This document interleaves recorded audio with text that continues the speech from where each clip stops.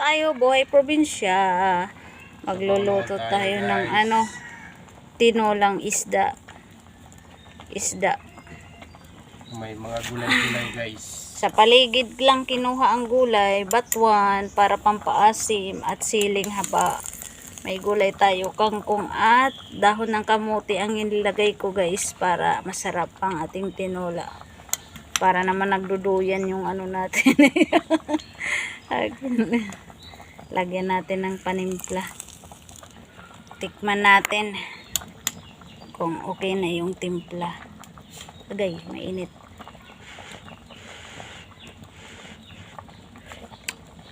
Ayos, maasim-asim. Konting tubig, parang napaalat ng konti. Dali.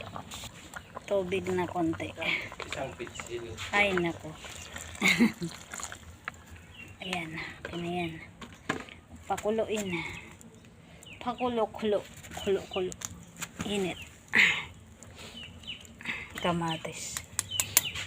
Ayan, para masarap ang ating tinola. Ayos guys, masarap. Eksakto ang timpla, maasim-asim at malinamnam ang ating tinola dito sa bukid guys. Buhay probinsya po.